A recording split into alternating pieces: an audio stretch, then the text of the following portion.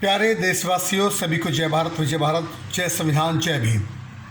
मैं सभी देशवासियों को एक मैसेज देना चाहता हूं। मैं आपका ध्यान लेकर जाना चाहता हूं सकारात्मक दृष्टिकोण की तरफ, यानी कि पॉजिटिव दृष्टिकोण की तरफ, कि आप किस तरह से पॉजिटिव सोचकर सकारात्मक दृष्टिकोण और विचार व्यवहार रखते हुए आप कैसे देश और समाज और दुनिया का नेतृत्व कर सकते हैं।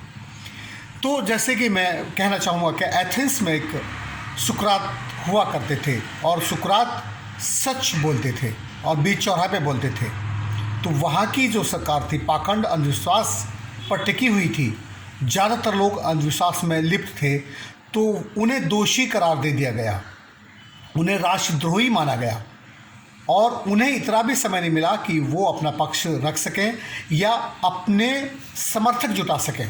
तबकि अगर वो अपने समर्थन में अगर एक आवाज़ लगाते तो वहाँ पर उनका पक्ष मजबूत और ज़्यादा हो जाता, लेकिन उन्हें ये मौका दिया ही नहीं गया और वहाँ की गवर्नमेंट ने उन पर राष्ट्रद्रोह का मुकदमा चलाया और सज़ा मिली। उन्हें जहर का प्याला पीना पड़ेगा। जिस दिन उन्हें जहर का प्याला पीना था और वो जेल में थे उस समय, तो उसी समय जो कैदी उनके दोस्त बन गए थे और दोस्तों को बड़ा वैसा लगने लगा कि एक सच बोलने वाला आदमी, एक सच के लिए साहस जुटा कर अपनी बात कहने वाला आदमी अगर मर गया तो सच मर जाएगा। तो उनको बचाने के लिए उन्होंने कहा सुकरात से कि हम आपको जेल से बाहर निकाल देंगे, आपको जहर का प्याला नहीं पीना पड़ेगा, आप भाग जाओ यहाँ से। तो सुकरात का बिना पक्ष जाने ही उन लोगों ने जैसे तैसे पैसे इकट्ठे किए और जेलर को खरीद लिया पैसे देकर, और जेलर भी तैयार हो गया सुकरात को भगाने के लिए।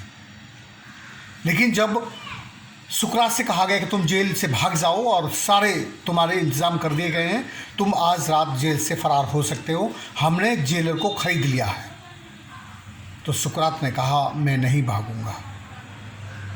इस पर कैदियों ने कहा बड़े अजीब आदमी हो तुम, तुम्हारे लिए हमने पैसे इकट्ठे किए, जेलर को हमने ख़रीदा है और जेलर भी तैयार है तुम्हें यहाँ से भगाने के लिए, और तुम भागना ही नहीं चाहते। आखिर क्यों नहीं भागना चाहते? तो सुकरात ने जवाब दिया कि सच को स्थापित करने के लिए मुझे मौत से होकर ही गुजरना पड़ेगा, और सच को स्थापित करने के लिए अगर मुझे मौत से होकर भी गुजरना पड़ता है तो मैं गुजरूंगा। और सुकरात सच स्थापित कर पाए, और जब उनको अगले दिन पेशी की गई दरबार में, उन्हें जब जहर पीना था, वहाँ पे दरबार लगा हुआ था और उनका सारे विरोधी थे, क्योंकि सत्ता के लालची कुत्ते अपना हित देखते हैं, वो समाज और देश का हित नहीं देखते, जो स्थिति आज देश में बनी हुई है। लेकिन जब उनको जहर का प्याला पीने के लिए दिया गया तो उस समय राजा को चिंता हुई और राजा ने तुरंत पूछा उसको, रुको। बोले जी। बोले आप जानते हो ये जहर है? बोले हाँ जानता हूँ। पीने के बाद तुरंत मर जाओगे? बोले ये भी जानता हूँ। तो इस समय आपको कोई भय, कोई चिंता नहीं हो रही है? कोई डर नहीं है आपको? कोई चिंता है आपको? तो सुकरात ने कहा मैं भय मुक्त हूँ। अगर भय मुक्त नहीं होता तो मैं सच नहीं बोल पाता। हाँ, चिंता जरूर है। तो राजा ने तुरंत पूछा किस बात की? बोले आपके भविष्य की। बोले वो कैसे? कि जब तक संसार रहेगा लोग आपको भी याद करेंगे और मुझे भी याद करेंगे, लेकिन लोग आपको कुख्यात के रूप में जानेंगे और मुझे विख्यात के रूप में जाना जाएगा, और आपको झूठ के लिए जाना जाएगा, मुझे सच को स्थापित करने के लिए जाना जाएगा, आपको अन्याय के लिए जाना जाएगा, मुझे न्याय के लिए जाना जाएगा। मेरे चिंतन का विषय यह है कि जहाँ राजा रहता है वह मेरे जैसा तुच्छ आदमी रहेगा भविष्य में, और जहाँ मेरे जैसा तुच्छ आदमी रहता है वहाँ राजा रहेगा। राजा को अन्याय के लिए जाना जाएगा, मुझे सच को स्थापित करने के लिए जाना जाएगा, और आपको सच का गला घोटने के लिए जाना जाएगा।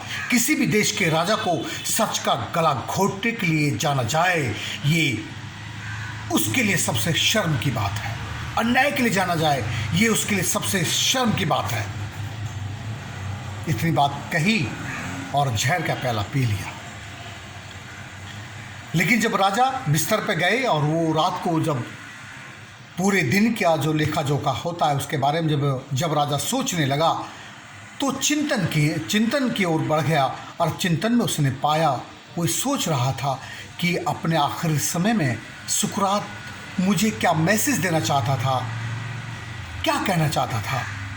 चिंतन के बाद उसने पाया कि मैंने तो उसे मौत दी थी और वो मेरे भविष्य की चिंता कर रहा था। जिसको मैंने मौत दी वो मेरे भविष्य की चिंता कर रहा था। दुश्मनी के प्रति इतना अच्छा दृष्टिकोण रखने वाला व्यक्ति, दुश्मन के बारे में भी अच्छा सोचने वाला व्यक्ति किसी को बरगला बहका नहीं सकता।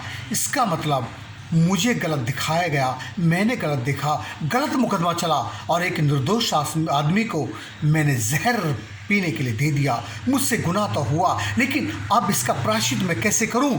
तो राजा ने तय किया कि जब तक मैं मरूंगा सुकरात की शिक्षाओं को पूरे संसार में पहुंचाऊंगा।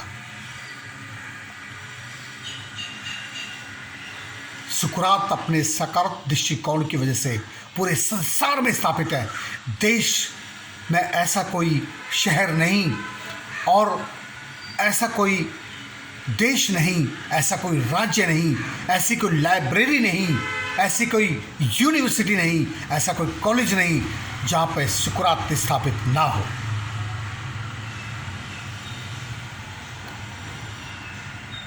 हमारे देश की बात करें तो देश में ज्योतिबा फुले थे। ज्योतिबा फुले उस समय महिलाओं के अधिकार की बात कर रहे थे, जब इस देश में महिलाओं को सती किया जाता था, जब इस देश में विधवा रहना पड़ता था, दूसरी शादी नहीं कर सकती थी और विधवा रहने पर उन्हीं का धर्मगुरु राजगुरु राजपुरोहित बलात्कार करते थे। बलात्कार से गर्भवती हो गई तो उन्हें या तो मरना पड़ता था या उन्हें जिंदा जला दिया जाता था या फिर उन पर कुत्ते छोड़ दिए जाते थे कपड़े फाड़कर, और या जमीन में आधा गाड़ते और जब तक पत्थर मारते जब तक वो महिला मर ना जाए। कितनी अमानवीय व्यवस्था।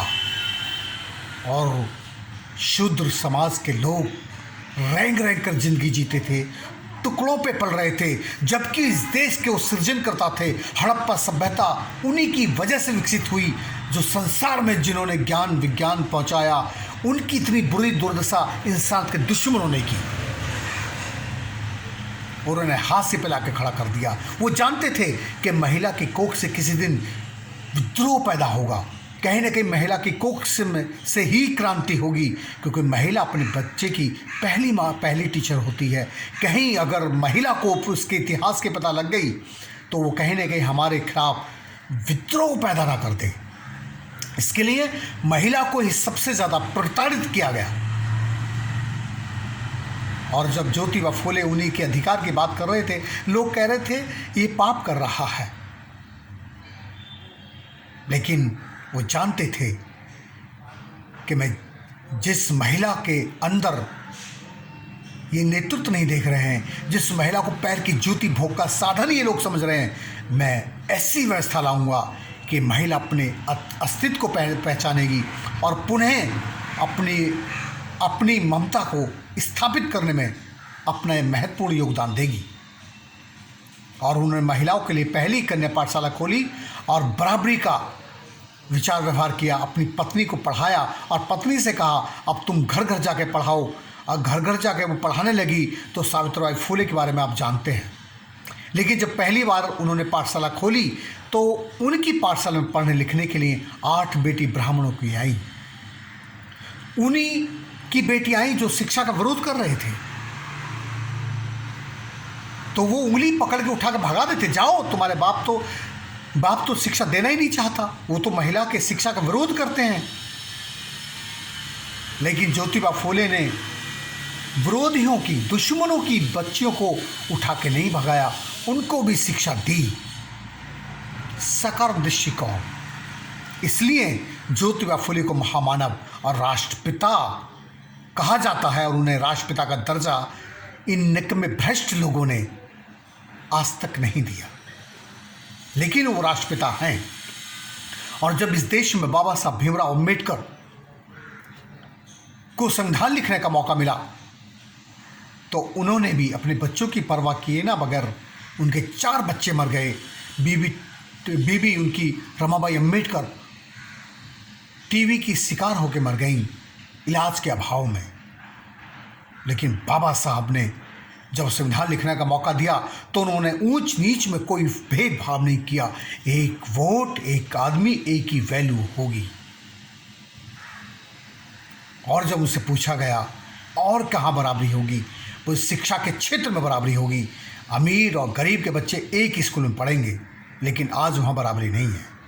और जो एक वोट, एक आदमी, एक वैल्यू हमें दिया था, लेकिन दुर्भाग्य देश के लोगों का कि उसी वोट की कीमत लोगों ने नहीं समझी। उसी वोट को लोग साड़ी में बेचते हैं, कंबल में बेचते हैं, लड्डू जलेबी में बेचते हैं और टुकड़ों में बेचते हैं, पैसों में बेचते हैं। इसलिए निकम्मे लोग उन पर शासन करते हैं।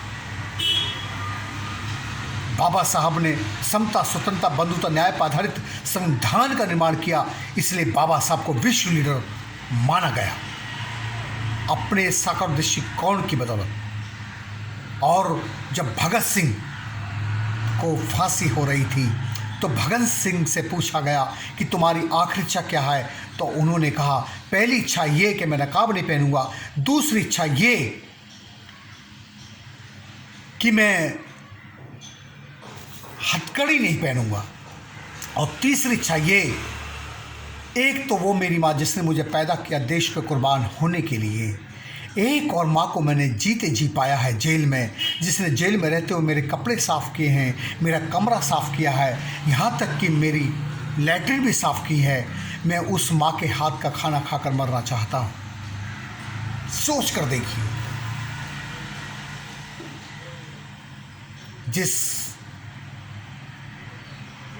जिन महिलाओं में, जिस समाज में लोगों को आज भी नीच दिखाई देते हैं, जिस समाज से लोग आज भी नफरत करते हैं, उस समाज में भगत सिंह अपनी माँ देख रहे थे।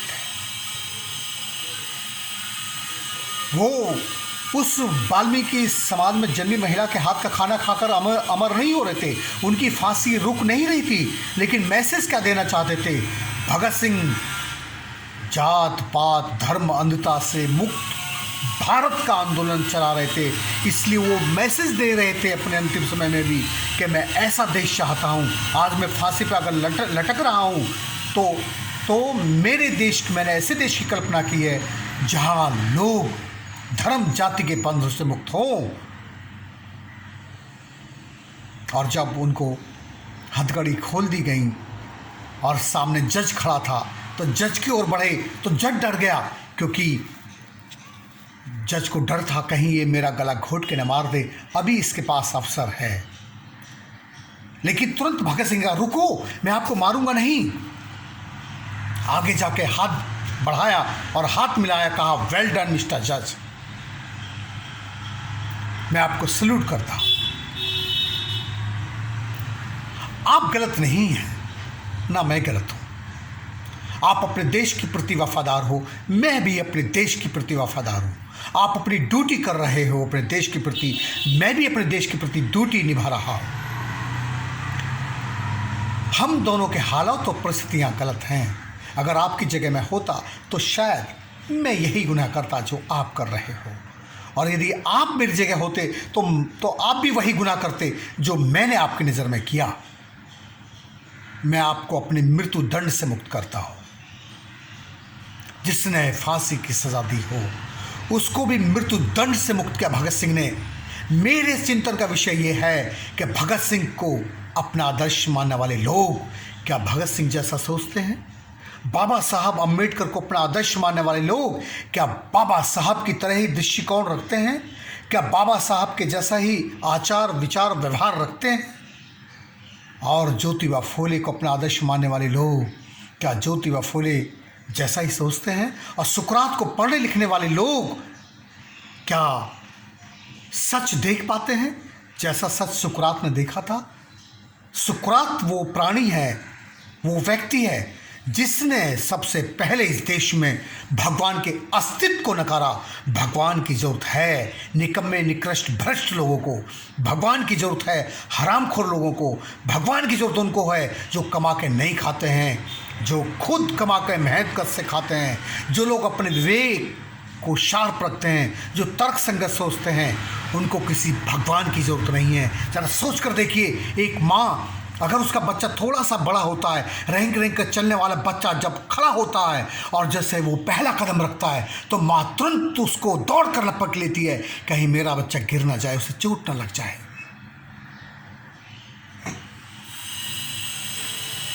और कैसा है वो भगवान, कैसे है वो देवी देवता जो इंसान के अपनी औलाद के कष्ट से खुश होते हैं। रेंग रेंग कर आओ तो आशीर्वाद मिलेगा, पहाड़ों पर चढ़ कर आओ तो आशीर्वाद मिलेगा, जितना उनको धन चढ़ाया जाएगा तो आशीर्वाद मिलेगा।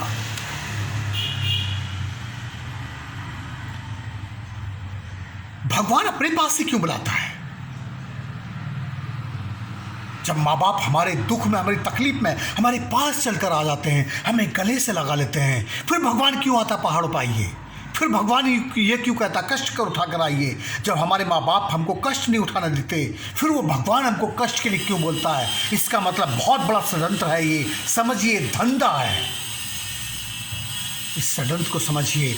सिर्फ एक ही धर्म है आपका, अगर आपने खाना खा लिया तो दूसरों की चिंता करो, दूसरों ने खाना खाया नहीं खाया, आपके बदन पे कपड़े हैं, दूसरों के पास कपड़े हैं या नहीं हैं, आप शिक्षित हैं, क्या दूसरे भी शिक्षित हैं या नहीं हैं, आपको जो मिला है क्या दूसरों के पास है, नहीं है? अगर नहीं है तो आपकी पहली प्राथमिकता बनती है, ये इंसानियत का दायित्व बनता है, ये उसका फर्ज है कि दूसरों को दिलाने में मदद करे। इसीलिए प्रकृति ने उसको ब्रेन दिया है, अच्छा बुरा समझने के लिए। इंसानी व्यवस्था को अगर बदलाव, ये इंसानी व्यवस्था है, ये ऊंच नीच का जो भेदभाव है, ये सातिर चालाकी की व्यवस्था है। और जो मोहब्बत पसंद है, जो इंसान है, उनकी एक ही व्यवस्था है, वो भी प्राकृतिक नियम के आधार पर सोचते हैं। सबकी धरती एक, सबका पानी एक, सबकी हवा एक।